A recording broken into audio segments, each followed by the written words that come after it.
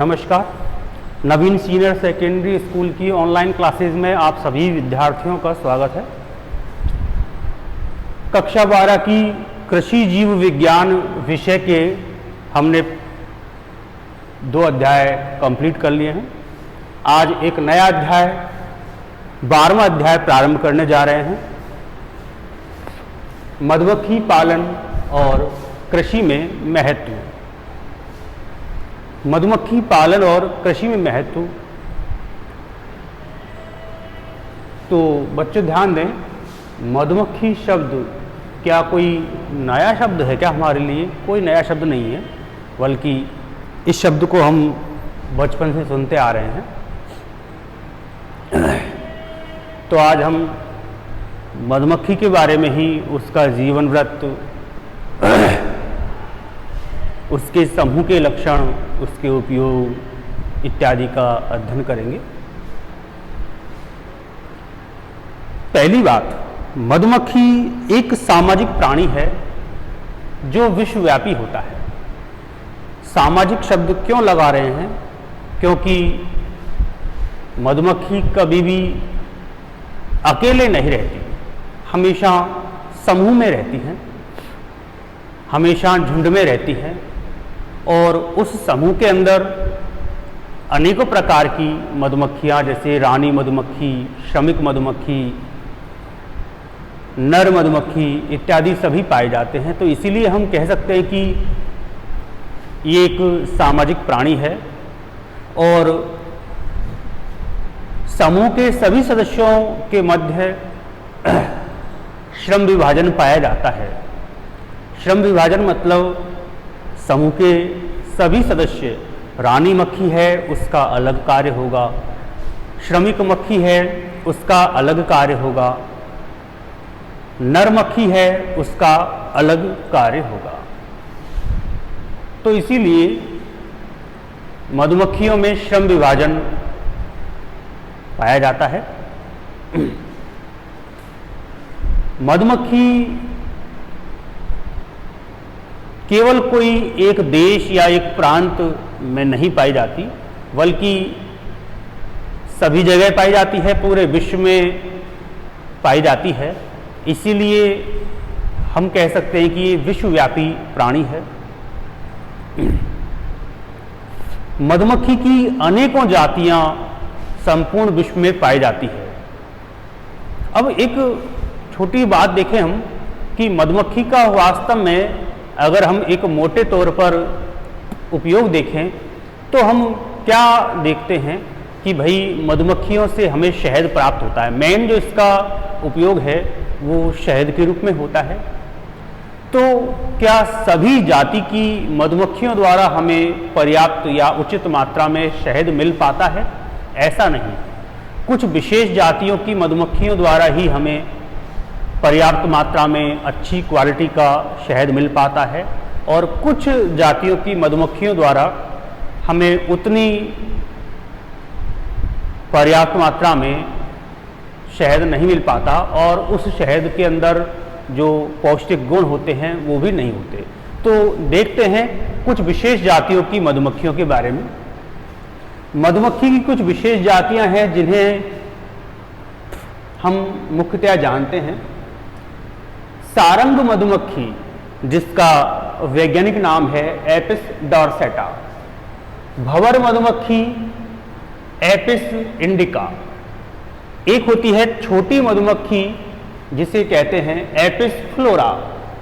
Dumper मधुमक्खी जिसे कहते हैं एपिस मेलिपोना और यूरोपियन मधुमक्खी जिसे कहते हैं एपिस मेलिफेरा। तो ये जो 5 प्रकार की मधुमक्खियां हैं या 5 विशेष जातियों की मधुमक्खियां हैं, उनके भी देखिएगा। जैसे सारंग मधुमक्खी जिसे एपिस डॉर्सेटा कहा जा रहा है, ये देशांतर स्वभाव वाली मधुमक्खियां होती हैं।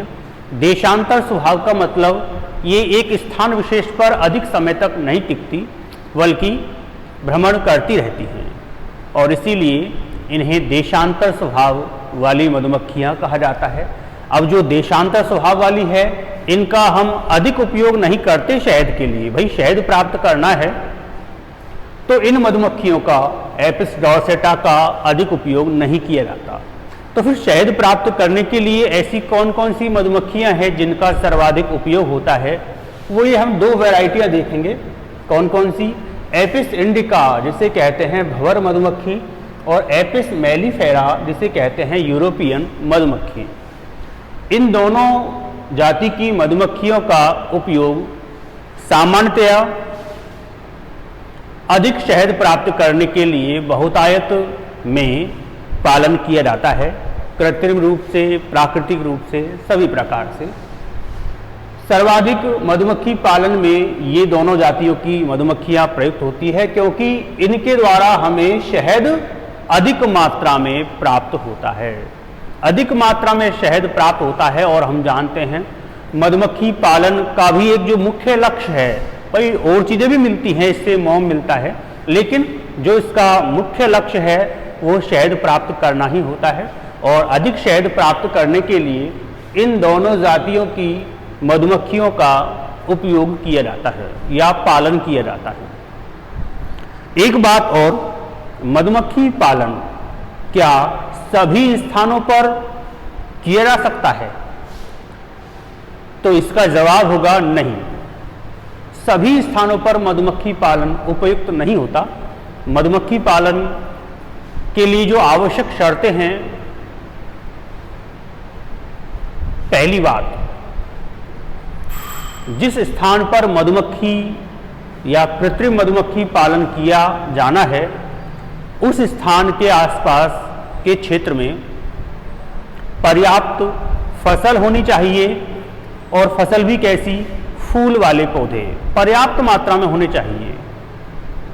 बहुत इंपॉर्टेंट बात है, जिस क्षेत्र में फसलें नहीं होंगी या जिस क्षेत्र में फूल वाले पौधे नहीं होंगे, वहाँ पर मधुमक्खी पालन करने का कोई फायदा नहीं है, क्योंकि शहद प्राप्त नहीं होगा, अन्य पदार्थ भी प्राप्त नहीं होंगे।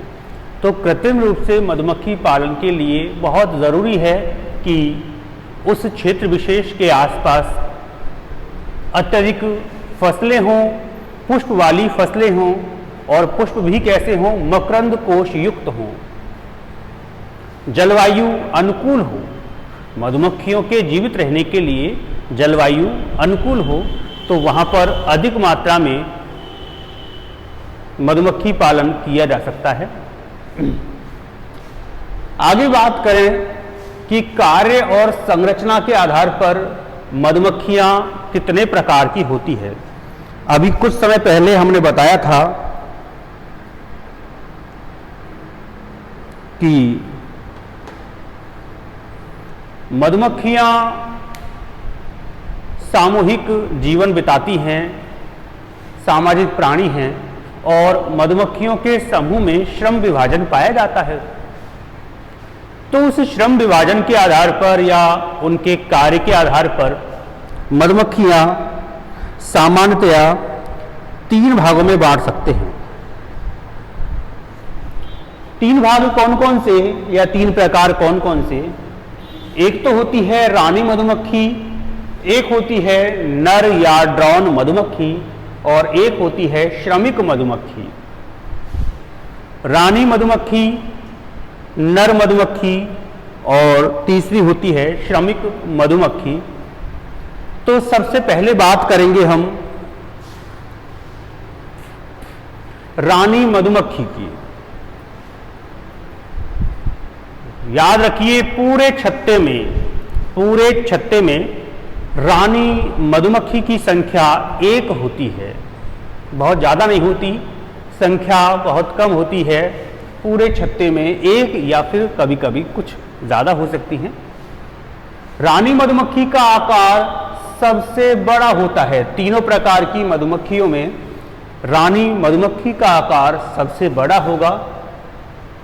अगली बात जो कि इंपॉर्टेंट है, पूरे छत्ते पर नियंत्रण रखती है रानी मधुमक्खी। किस प्रकार? रानी मधुमक्खी के द्वारा विशेष प्रकार के गंधयुक्त पदार्थों का स्रावण होता है, और उस गंधयुक्त पदार्थ के द्वारा ही रानी मधुमक्खी पूरे छत्ते पर नियंत्रण रखती है, कंट्रोल रखती है। भाई पूरा जो छत्ता होता है वो एक पूरा समाज होता है, उस समाज का लीडर कौन हुआ? रानी मधुमक्खी। क्यों? क्योंकि उस पूरे के पूरे छत्ते में जितनी भी मधुमक्खियां हैं, नर मधुमक्खी या श्रमिक मधुमक्खी, उन सब के क्रियाकलापों पर, उन सब मधुमक्खियों पर जो नियंत्रण रखने का कार्य है वो रानी मधुमक्खी का होता है। और किस प्रकार से रखती है नियंत्रण? विशेष प्रकार की गंधयुक्त पदार्थों का स्त्रावण किया जाता है रानी मधुमक्खी के द्वारा, और उस विशेष स्त्राव के द्वारा ही संपूर्ण छत्ते पर अपना नियंत्रण रखती है। अगली बात करें कि इस रानी मधुमक्खी का आकार बड़ा हो गया तो और इसमें कौन कौन सी विशेषताएं पाई जाती हैं। देखिए, पहली बात, रानी मधुमक्खी में मोम ग्रंथि अनुपस्थित होती है। बच्चों, ये मोम ग्रंथि की थोड़ी चर्चा कर लें हम। मोम ग्रंथि नाम से पता लग रहा है इस प्रकार की ग्रंथि के द्वारा मोम जैसा पदार्थ स्त्रावित होगा। तो प्रश्न ये उठता है कि ये मोम जैसा पदार्थ क्या काम आता है? आपने देखा होगा प्राकृतिक रूप से जो मधुमक्खियों के छत्ते होते हैं, जब हम उन छत्तों से शहद प्राप्त करते हैं तो शहद के साथ साथ उन छत्तों से आपको मोम जैसा पदार्थ भी दिखाई देता है, मिलता होगा। ये मोम जैसा पदार्थ क्या काम आता है या क्या काम करता है छत्ते के लिए? तो छत्ते के अंदर जो छोटे छोटे कोष्ठ होते हैं उनके अंदर शहद भरा होता है। अब वो शहद उन कोष्ठों के अंदर भरा हुआ है, उसको नीचे टपकने से रोकने के लिए उन छत्तों के कोष्ठों को मोम से कवर कर दिया जाता है। लेकिन अगली बात यह कि ये मोम से कवर कौन करेगा? वही करेगा जिसमें मोम ग्रंथि होगी।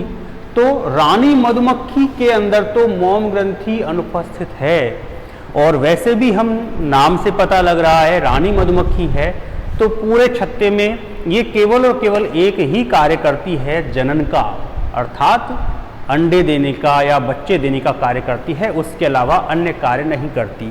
तो जब अन्य कार्य ही नहीं करती तो इसके अंदर अधिकांश जो अंग होते हैं वो निष्क्रिय अवस्था में पाए जाते हैं या अनुपस्थित होते हैं या अल्प विकसित होते हैं। तो पहली बात आपको क्लियर कर लेनी चाहिए कि रानी मधुमक्खी के अंदर मोम ग्रंथि नहीं पाई जाती। हम आगे पढ़ेंगे, मोम ग्रंथि केवल श्रमिक मधुमक्खियों के उदर भाग में पाई जाती है, उदर भाग में पाई जाती है, और उस मोम ग्रंथि के द्वारा मोम निकलता है और उस मोम का उपयोग करते हैं छत्ते की मरम्मत में या छत्ते के अंदर जो शहद इकट्ठा किया है उसको स्टोर करने के लिए। तो रानी मधुमक्खी के अंदर मोम ग्रंथि अनुपस्थित है। दूसरी बात करें, इसके अंदर पंख, मुखांग और डंक भी अल्प विकसित होते हैं। इसके अंदर पंख नहीं मिल रहे। अभी भी चर्चा की थी कि रानी मधुमक्खी लगातार जीवन पर्यंत छत्ते में ही रहती है, तो उसे कहीं जाने आने की आवश्यकता ही नहीं होती। हालांकि अपने संपूर्ण जीवन काल में रानी मधुमक्खी एक बार मैथुनिक उड़ान भरती है, और जब वो उड़ान भरती है तो वो युवावस्था में होती है। उस समय उसके अंदर जो पंख होते हैं वो विकसित होते हैं, लेकिन उस उड़ान के बाद धीरे धीरे उस रानी मधुमक्खी के जो पंख होते हैं वो अल्प विकसित हो जाते हैं, कम विकसित रह जाते हैं। तो हम यही बात करेंगे कि रानी मधुमक्खी के अंदर एक तो मोम ग्रंथि बिल्कुल भी नहीं पाई जा रही, दूसरी बात उसके अंदर जो पंख होते हैं वो अल्प विकसित होते हैं। अगली बात करें हम मुखांगों की। मुखांग का मतलब मुख के अंदर मिलने वाले अंग। अब चूंकि रानी मधुमक्खी भी भोजन तो प्राप्त करती होगी, लेकिन उसे भोजन प्राप्त करने के लिए कोई विशेष जतन नहीं करने पड़ते, क्योंकि उस संपूर्ण छत्ते के अंदर चाहे रानी मक्खी हो, चाहे चाहे नर मक्खी हो, चाहे अंडे हो, चाहे लार्वा हो, उन सभी के भोजन का प्रबंध केवल और केवल श्रमिक मधुमक्खियां ही करती हैं। जब भोजन का प्रबंध श्रमिक मधुमक्खियां कर रही हैं तो रानी मक्खी के मुख में कोई विशेष प्रकार के, कोई अलग प्रकार के मुखांग नहीं पाए जाते। और इसी प्रकार से डंकों की बात करें, जैसे ये आपने देखा होगा, कभी किसी मधुमक्खी के छत्ते के पास जाइए, उसको छेड़िए तो कई सारी मधुमक्खियाँ आती है, डंक मारती है। तो इस प्रकार के डंक रानी मधुमक्खी में नहीं होते। क्यों? और होते हैं तो अल्प विकसित होते हैं। उसका कारण यही है कि रानी मधुमक्खी कभी भी किसी पर अटैक नहीं करती, वो तो केवल छत्ते के अंदर अंडे और लार्वाओं को उत्पन्न करने का कार्य करती है। इसीलिए उसमें डंक भी अल्प विकसित मिलेंगे, मुखांग भी अल्प विकसित मिलेंगे, पंख भी अल्प विकसित मिलेंगे। अगली बात अभी हमने की थी, उस पर दोबारा चर्चा करें कि अपने संपूर्ण जीवन काल में एक बार मैथुनिक उड़ान भरती है। कब भरती है? जब रानी मधुमक्खी युवावस्था में होती है, पुत्री अवस्था में होती है, और जब उसके जननांग विकसित होते हैं तो उसी समय रानी मधुमक्खी मैथुन की क्रिया के लिए एक लंबी उड़ान भरती है वायु के अंदर, और उस उड़ान को बोलते हैं मैथुनिक उड़ान। उस मैथुनिक उड़ान के दौरान रानी मधुमक्खी काफ़ी ऊंचाई पर चली जाती है और उस रानी मधुमक्खी के पीछे पीछे अनेक नर मधुमक्खी उड़ान भरती हैं। अब अनेक भरेंगी, लेकिन मैथुन की क्रिया तो किसी एक के साथ ही होनी है। तो जो बहुत सारी नर मक्खियाँ उड़ान भरती हैं वो आपस में भी प्रतिस्पर्धा की वजह से लड़ती हैं, झगड़ती हैं। कई मधुमक्खियाँ मर जाती हैं, कई आगे बढ़ती हैं, और अंत में जो सुयोग्य नर मक्खी होती है या ड्रोन मक्खी होती है, वही रानी मक्खी के साथ मैथुन की क्रिया करती है। तो आपको ध्यान ये रखना है कि रानी मक्खी अपने संपूर्ण जीवन काल में एक बार मैथुनिक उड़ान भरती है। जब मैथुनिक उड़ान भर रही है और मैथुन की क्रिया हो रही है, उस समय नर के शुक्राणु रानी मक्खी की शुक्राणुधानियों में स्टोर कर लिए जाते हैं। भाई जब मैथुन की क्रिया हो रही है, अब ध्यान दो, जब मैथुनिक उड़ान एक बार होगी, इसका मतलब मैथुन की क्रिया भी एक ही बार होगी, और मैथुन की क्रिया एक ही बार होगी तो उस एक बार में ही रानी मक्खी की जो शुक्रधानियाँ हैं, जिनमें शुक्राणु स्टोर रहते हैं, वो शुक्रधानियाँ एक बार में ही संपूर्ण रूप से शुक्राणुओं से भर ली जाती है। इसके पश्चात वो रानी मक्खी अपने छत्ते में पुनः लौट जाती है और लौट करके अपने जीवन पर्यंत अंडे देने का कार्य करती है। अपने जीवन पर्यंत अंडे देने का कार्य करती है। अब चूंकि एक बात और भी है, रानी मक्खी का जो उदर भाग होता है वो अन्य सभी प्रकार की मधुमक्खियों की अपेक्षा काफ़ी बड़ा होता है। क्यों? क्योंकि उस उदर भाग के अंदर वो लगातार शुक्राणुओं को इकट्ठा रखती है और छत्ते के अंदर जाकर के ही निषेचन की क्रिया होती है, अर्थात शुक्राणु और अंडाणु आपस में मिलते हैं। तो अपने जीवन काल में अधिकतर जो समय है, उस समय में रानी मधुमक्खियाँ अंडे देने का कार्य करती है, और वृद्धावस्था में जब रानी मधुमक्खी अंडे देने का कार्य बंद कर देती है, उस समय रानी मक्खी का उस छत्ते में कोई कार्य नहीं रहता, और उस समय जो छत्ते की श्रमिक मधुमक्खियां हैं वो उस रानी मक्खी को छत्ते से बाहर निकाल देती है और उसके पश्चात रानी मक्खियां मर जाती हैं।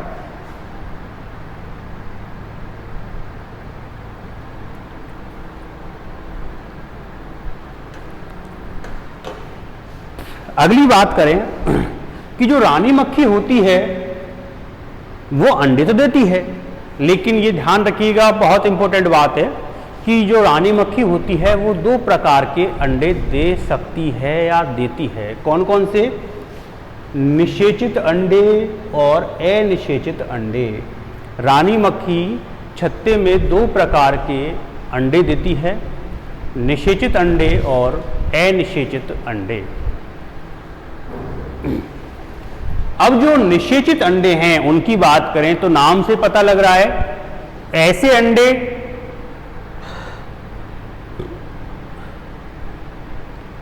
जिनसे शुक्राणु का संयोग हो चुका है वो तो कहलाएंगे निषेचित अंडे, और ऐसे अंडे जिनसे शुक्राणुओं का संयोग नहीं हो पाया है वो कहलाते हैं अनिषेचित अंडे। तो रानी मक्खी छत्ते में दो प्रकार के अंडे देती है, निषेचित अंडे और अनिषेचित अंडे। निषेचित अंडों की बात करें, दो प्रकार के कक्षों में दिए जा सकते हैं। कुछ उस छत्ते के अंदर कुछ कक्ष होते हैं रानी कक्ष, कुछ कक्ष होते हैं श्रमिक कक्ष, और कुछ कक्ष होते हैं नर कक्ष। तो जो निषेचित अंडे हैं वो या तो दिए जाएंगे रानी कक्ष में या दिए जाएंगे श्रमिक कक्ष में, नर कक्ष में नहीं दिए जाते। निषेचित अंडे या तो दिए जाते हैं रानी कक्ष में या दिए जाते हैं श्रमिक कक्ष में। नर कक्ष में कभी भी निषेचित अंडे नहीं दिए जाते। यदि निषेचित अंडों को रानी कक्ष में दिया गया है तो रानी कक्ष में उन अंडों से जब लार्वा बनता है उस लार्वा को रॉयल जेली दी जाती है। ध्यान दीजिएगा, रानी कक्ष में यदि अंडे दिए गए हैं तो उन अंडों से बनने वाले लार्वाओं को विशेष प्रकार का भोजन दिया जाता है। उस विशेष प्रकार के भोजन को बोलते हैं रॉयल जेली। ये रॉयल जेली केवल कब मिलेगी लार्वाओं को? जब वो रानी कक्ष में उपस्थित होंगे। तो रानी कक्ष में जो अंडे दिए जाएंगे उन अंडों से बनने वाले लार्वाओं को विशेष प्रकार का भोजन रॉयल जेली दिया जाता है, और उस रॉयल जेली को खाने के बाद ही उन लार्वाओं से आगे चलकर हमेशा किसका निर्माण होगा? रानी मक्खियों का। रॉयल जेली खाने के कारण ही उन लार्वाओं से आगे चलकर हमेशा रानी मक्खियों का निर्माण होता है। अब अगली बात करें, यदि निषेचित अंडे रानी कक्ष में नहीं दिए गए हैं बल्कि श्रमिक कक्ष में दिए गए हैं, तो श्रमिक कक्ष की खूबी क्या है कि श्रमिक कक्ष में जो अंडे दिए गए हैं उनसे बनने वाले लार्वाओं को रॉयल जेली नामक भोजन नहीं दिया जाता। रॉयल जेली नामक भोजन केवल कहाँ दिया जाता है? रानी कक्ष में। श्रमिक कक्ष में जो लार्वा बनेंगे उनको रॉयल जेली नामक पदार्थ या भोजन या पोषक पदार्थ नहीं दिया जाता, और इसी वजह से उन लार्वाओं से हमेशा किसका निर्माण होगा? उन लार्वाओं से निर्माण होगा श्रमिक मधुमक्खियों का। श्रमिक मधुमक्खियों का तो ये अंतर है। हालांकि रानी मक्खी और श्रमिक मक्खी दोनों का निर्माण निषेचित अंडों से हो रहा है, लेकिन अगर इन अंडों से बनने वाले लार्वाओं को रॉयल जेली नामक भोजन मिल रहा है तब तो उससे निर्मित होगी रानी मक्खी, और अगर उन लार्वाओं को रॉयल जेली नामक भोजन नहीं मिल रहा तो उनसे निर्मित होगी श्रमिक मधुमक्खी। अब तीसरी बात करें कि भैया जो अंडे दिए गए हैं वो निषेचित हैं ही नहीं, वो तो कैसे हैं? अनिषेचित। तो अगर अनिषेचित अंडे देने हैं तो वो हमेशा कौन से कक्ष में दिए जाएंगे? नर कक्ष में। और नर कक्ष में जो अंडे दिए जाएंगे उनसे आगे चलकर पक्का कौन सी मक्खियां बनेंगी?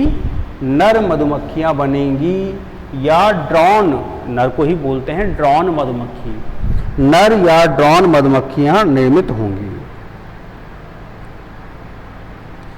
तो ये आपके रानी मधुमक्खी का जो भी हिसाब किताब था वो आपके समझ में आ गया होगा।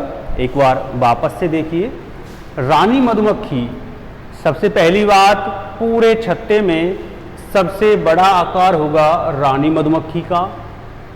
दूसरी बात, पूरे छत्ते पर कंट्रोल रखती हैं रानी मधुमक्खियां। किस प्रकार से कंट्रोल या नियंत्रण रखेंगी? रानी मधुमक्खियां विशेष प्रकार के गंधयुक्त पदार्थों का स्रवण करती हैं और उस विशेष गंधयुक्त पदार्थ के द्वारा ही पूरे छत्ते की सभी मधुमक्खियों पर अपना नियंत्रण बनाए रखती हैं। रानी मधुमक्खी में मौम ग्रंथि अनुपस्थित होती है, मौम ग्रंथि नहीं पाई जाएगी। रानी मधुमक्खी में पंख अल्प विकसित होंगे, अर्थात रानी मधुमक्खी एक बार मैथुनिक उड़ान के पश्चात फिर पुनः दोबारा उड़ान नहीं भरती। रानी मधुमक्खी में जो मुखांग मिलते हैं वो भी कैसे होंगे, अल्प विकसित होंगे, अर्थात अभी बताया था आपको, क्योंकि छत्ते में जो अधिकांश कार्य होता है वो तो श्रमिक मधुमक्खियों का होता है, इसीलिए रानी मधुमक्खी को जो भोजन प्रदान करने का कार्य है वो तो कौन करेगा, श्रमिक मक्खी करेंगी। इसीलिए रानी मक्खियों के जो मुखांग हैं वो भी कोई विशेष प्रकार के नहीं होते और अल्प विकसित पाए जाते हैं। डंक की बात करें तो डंक काम आते हैं सुरक्षा के, और रानी मधुमक्खी तो जो है छत्ते में निष्क्रिय रूप से बस केवल अंडे देने के हिसाब से ही रहती है, तो वहाँ पर उसके लिए डंकों का भी कोई विशेष महत्व तो नहीं है, इसीलिए डंक भी कैसे मिलेंगे, अल्प विकसित मिलेंगे। अपने संपूर्ण जीवन काल में रानी मक्खी एक बार उड़ान भरती है, और वो भी कब, जब वो पुत्री अवस्था में होती है, युवा अवस्था में होती है, तो उस समय छत्ते से बाहर निकलकर और काफ़ी ऊंचाई तक उड़ान भरती है मैथुन की क्रिया के लिए, और उस उड़ान को कहते हैं मैथुनिक उड़ान। उस दौरान रानी मक्खी के पीछे पीछे अनेक नर मक्खियाँ भी उड़ान भरती हैं, जिनमें आपस में प्रतिस्पर्धा होती है, लड़ाई झगड़े होते हैं, अनेक नर मधुमक्खियाँ वैसे मर जाती है, और उसके पश्चात कोई एक सुयोग्य, मतलब जो योग्य है उस रानी मक्खी के, ऐसी नर मक्खी रानी मक्खी के साथ मैथुन की क्रिया करती है। इसके पश्चात रानी मक्खी वापस अपने छत्ते में आ जाती है और लगातार जीवन पर्यंत अंडे देने का कार्य करती है। एक निश्चित अवधि तक अंडे देने के पश्चात जब रानी मक्खी वृद्धावस्था में आ जाती है, उस समय अंडे देना बंद कर देती है, और जब वो अंडे देना बंद कर देगी तो रानी मक्खी का कोई विशेष काम नहीं रहेगा। इसीलिए तो बेटा इस प्रकार से रानी मधुमक्खी अपने संपूर्ण जीवन काल में बस अंडे देने का कार्य करती है। और हमने ये भी देखा कि सर रानी मधुमक्खी के द्वारा जो अंडे दिए जा रहे हैं वो भी दो प्रकार के दिए जा रहे हैं, निषेचित अंडे और अनिषेचित अंडे। अगर निषेचित अंडे हैं तो वो दो प्रकार के कक्षों में दिए जा सकते हैं, रानी कक्ष में या श्रमिक कक्ष में। अगर रानी कक्ष में दिए जा रहे हैं तब तो उनको या उन अंडों से बनने वाले लार्वाओं को विशेष प्रकार का भोजन दिया जाएगा, और उस भोजन को कहेंगे रॉयल जेली। और ये रॉयल जेली उपलब्ध होने के कारण उन लार्वाओं से जो मक्खी बनेगी वो बनेगी रानी मक्खी। लेकिन अगर श्रमिक कक्ष में दिए गए हैं तो उनको रॉयल जेली नहीं मिलेगी, और रॉयल जेली अनुपस्थित रहने के कारण उनसे बनने वाली जो मक्खियां हैं वो कहलाएंगी श्रमिक मधुमक्खी। इसी प्रकार अगर निषेचित अंडे न होकर अनिषेचित अंडे हैं तो अनिषेचित अंडे हमेशा दिए जाएंगे नर कक्ष में, और इनसे आगे चल करके नर मक्खियों का निर्माण होगा। ये बात हो गई नर मधुमक्खी की। इसके बाद सेकंड बात करेंगे हम रानी मधुमक्खी की। रानी मधुमक्खी का जो आकार होता है वो नर मधुमक्खी की बात कर रहे हैं, नर मधुमक्खी का आकार होगा वो रानी से छोटा होगा, लेकिन श्रमिक की तुलना में थोड़ा बड़ा होगा। संख्या की बात करें, संपूर्ण छत्ते में नर मधुमक्खियों की जो संख्या होती है वो 20 से लेकर के 200 तक हो सकती है। 20 से लेकर के और 200 तक नर मधुमक्खियां एक छत्ते में पाई जाती हैं। अगली बात करें, पराग थैली नहीं मिलती। भाई पराग थैली ना तो रानी के अंदर मिलेगी ना ही नर के अंदर मिलेगी। अब प्रश्न यह है कि पराग थैली है क्या? पराग, ये पराग से बनता है पराग कण। आप जब आगे पढ़ेंगे तीसरे प्रकार जो कि होता है श्रमिक, तो जो श्रमिक मधुमक्खियां होती है उनकी पिछली टांगों पर छोटे छोटे, जैसे आप ब्रश देखते हैं उसी प्रकार से पिछली टांगों पर ब्रश के समान छोटे छोटे बाल मिलेंगे और उन बालों में परागकण फंस जाते हैं और उसी स्ट्रक्चर को, उसी संरचना को बोलते हैं पराग थैली। तो जो नर मधुमक्खी होती है उसमें पराग थैली अनुपस्थित होगी। दूसरी बात, डंक भी अनुपस्थित होंगे, क्योंकि संपूर्ण छत्ते की सुरक्षा का कार्यभार होता है श्रमिक का, नर का नहीं होता। इसीलिए नरों में भी डंक अनुपस्थित होंगे। यदि कार्य की बात करें तो नर का कार्य क्या होगा? नर का कार्य एक ही है, कौन सा? मैथुन की क्रिया करना। जब मैथुनिक उड़ान होती है उस समय नर मक्खियां उस उड़ान को भर करके और रानी के साथ मैथुन की क्रिया करती हैं। अपने शुक्राणुओं को रानी मधुमक्खी की शुक्रधानियों में स्टोर करती हैं और उस मैथुन की क्रिया के बाद ही नर मधुमक्खी मर जाती है। मतलब नर मधुमक्खी का जीवन काल छोटा होता है, मैथुन की क्रिया करने तक ही वो जीवित रहती हैं। मैथुन की क्रिया हुई और उसके बाद नर मधुमक्खी मर जाती है।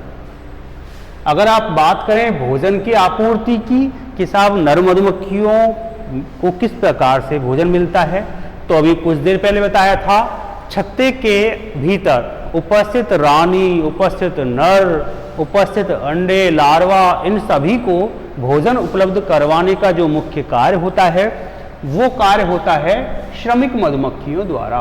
श्रमिक मधुमक्खी ही नर मधुमक्खियों को भोजन उपलब्ध करवाने का कार्य करती हैं। तीसरी बात करेंगे हम श्रमिक मधुमक्खी की। श्रमिक मधुमक्खी सबसे इंपॉर्टेंट है, सभी मधुमक्खियों में सबसे अधिक इंपॉर्टेंट है। क्यों? क्योंकि इसी के कार्य हैं सब। देखिएगा, पहली बात, जनन अक्षम्य होती हैं। अक्षम्य का मतलब जनन की क्रिया में भाग नहीं लेती, ये तो अन्य कार्य ही करती हैं। जनन की क्रिया में तो केवल रानी और नर ही भाग लेती हैं। लेकिन अब एक प्रश्न ये उठता है कि नर के द्वारा जनन होता है, जनन की क्रिया में भाग लेता है नर, और रानी मधुमक्खी भी जनन की क्रिया में भाग लेती है, लेकिन श्रमिक मधुमक्खी जनन अक्षम्य अर्थात वंध्य क्यों है? तो देखो बेटा, आपने पहले पढ़ा था कि जो रानी मधुमक्खी है उसका निर्माण किससे हो रहा है? निषेचित अंडे से। और जो नर मक्खी है उसका निर्माण किससे हो रहा है? अनिषेचित अंडे से। लेकिन यहां पर बात करें इन दोनों के भोजन की, दोनों को भोजन भी मिल रहा है। और जो श्रमिक कक्ष में रॉयल जेली नहीं मिलती और उससे क्या बनता है? श्रमिक। तो जो श्रमिक होते हैं उनके शरीर की जो स्ट्रक्चर होती है, उनके शरीर की स्ट्रक्चर भी कुछ इस प्रकार से ही होती है कि वो जनन की क्रिया में भाग ले ही नहीं पाते। तो इसका मतलब यहां पर देखिएगा, श्रमिक पहली बात जनन अक्षम्य होंगे, जनन की क्रिया में भाग नहीं लेंगे। दूसरी बात, उदर पर मोम ग्रंथियां मिलेंगी। मोम ग्रंथि के बारे में हमने चर्चा की थी कि ना तो रानी मक्खी के उदर में मिलेंगी ना ही नर मक्खी के उदर में मिलेंगी। ये केवल और केवल कहां पर मिलेंगी? श्रमिक मधुमक्खी के जो उदर होता है उस उदर वाले भाग में विशेष प्रकार की ग्रंथियां मिलती हैं और उन ग्रंथियों को कहते हैं मोम ग्रंथियां। थोड़ा ध्यान दीजिएगा, ये मोम ग्रंथियां है, उन ग्रंथियों के द्वारा जब विशेष प्रकार का मोम निकलता है, उस मोम को श्रमिक मधुमक्खी अपने हाथ से हटाकर या अपने टांगों से हटाकर अपने मुख में लेती है, मुख में चबाती है, जिससे वो सॉफ्ट होता है और उसके बाद उस सॉफ्ट मोम को वो जो छत्ते के घर होते हैं, कोष्ठ होते हैं, उन कोष्ठों की मरम्मत करने में काम में ले लेती है। इसमें डंक उपस्थित होंगे मतलब सबसे खतरनाक होती है, क्योंकि संपूर्ण छत्ते की सुरक्षा का कार्य इन श्रमिक मधुमक्खियों का ही होता है, इसीलिए इनमें डंक मिलते हैं। इनके जो मुखांग होते हैं वो चबाने और चाटने में सहायक होते हैं, क्योंकि संपूर्ण छत्ते के अंदर जितने भी प्रकार की मधुमक्खियां होती है सभी के लिए भोजन का प्रबंध करने का कार्य श्रमिक मधुमक्खियों का होता है, इसीलिए इनके मुखांक विकसित होते हैं, चबाने और चाटने में सहायक होते हैं।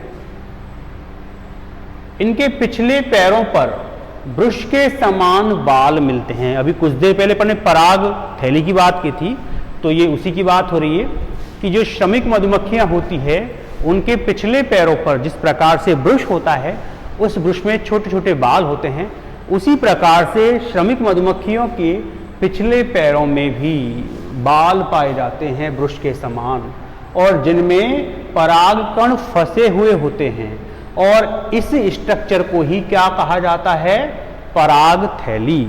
तो थोड़ा ध्यान रखिएगा दिमाग में कि पराग थैली किन में मिलती हैं, रानी मधुमक्खी में नहीं मिलती, नर मधुमक्खी में नहीं मिलती, केवल किन में मिलती है, श्रमिक मधुमक्खियों में।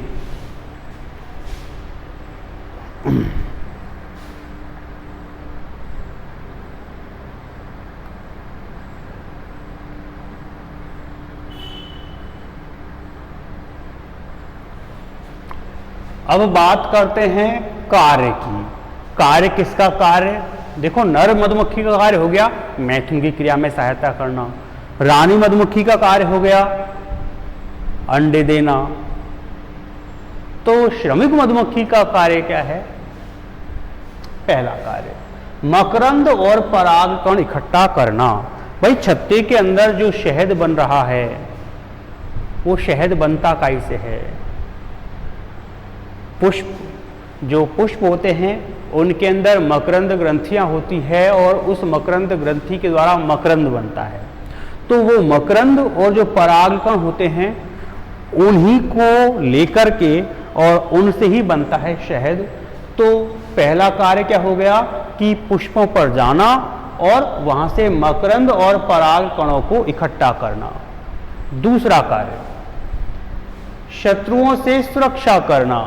जो बाहरी शत्रु होते हैं, जो भी कोई छत्ते पर अटैक करता है, अटैक करते ही जो मधुमक्खियां आकर के और अपने डंक मारती हैं वो श्रमिक ही होती हैं। इसका मतलब जो श्रमिक मधुमक्खियां होती है उन्हीं के द्वारा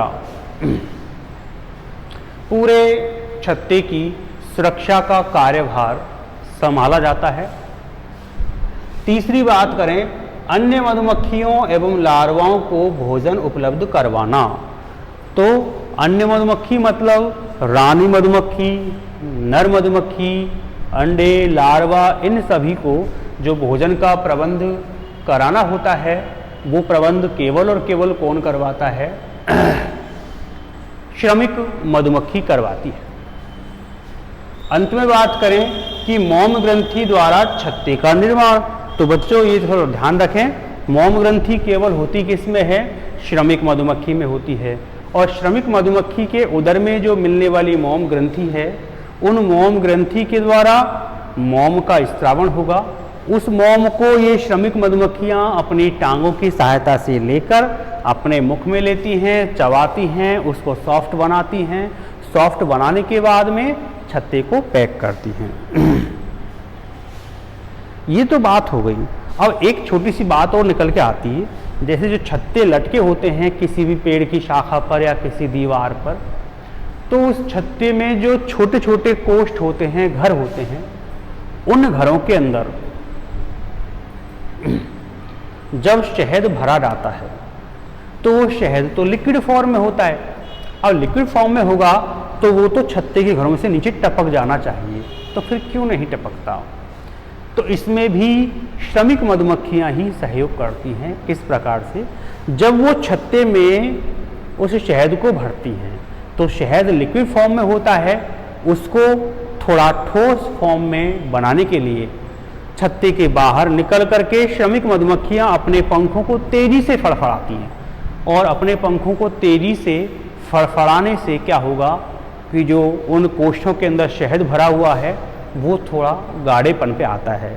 उसके अलावा जो श्रमिक मधुमक्खी है वो अपने उदर भाग से निकलने वाले मोम के द्वारा ही उन कोष्ठों को पैक कर देती है, उन घरों को पैक कर देती है, ताकि उनके अंदर मिलने वाला शहद वहाँ पर सुरक्षित बना रहे। एक बात करें, एक नृत्य है, आप पढ़ेंगे बैगल नृत्य। ये बैगल नृत्य क्या है?